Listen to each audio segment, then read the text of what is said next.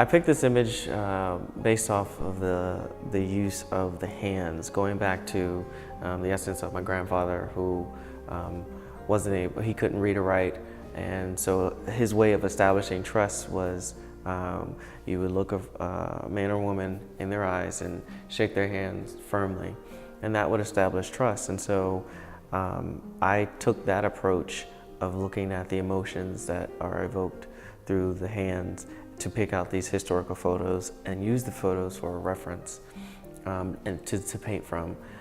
So this is that painting. This is the painting from the reference, from the photographic reference. And so some of the choices that I made, I was looking at Goya, artist Goya, in his Disasters of War series, and his etchings specifically, and how he would manipulate the subject matter through pushing it back into shadow or bringing the person to the foreground in light. Not like a halo, but more of a more through coloration.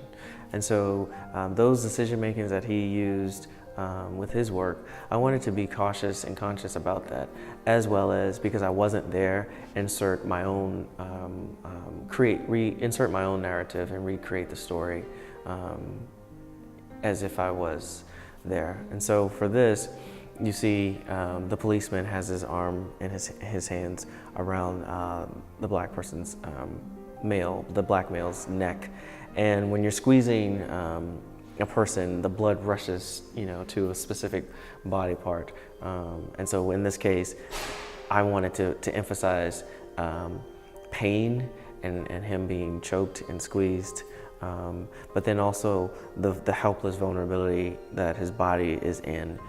So you'll see the white and discoloration of his skin, as well as the vulnerability within his hands. But then also too, the white, and what that emphasis for me is a spiritual, religious aspect. And so those are the decision makings that I made within this piece.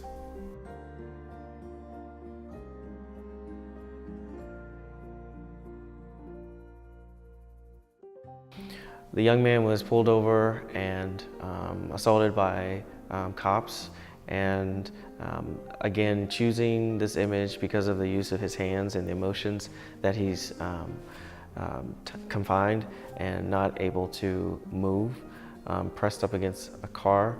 I wanted to show the double play of emotions from his face as well as the hands.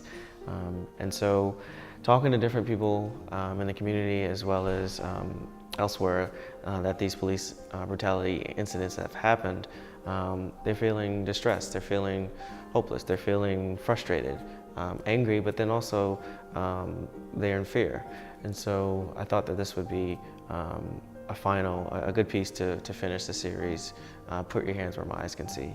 And again, this piece is called Now, 1976.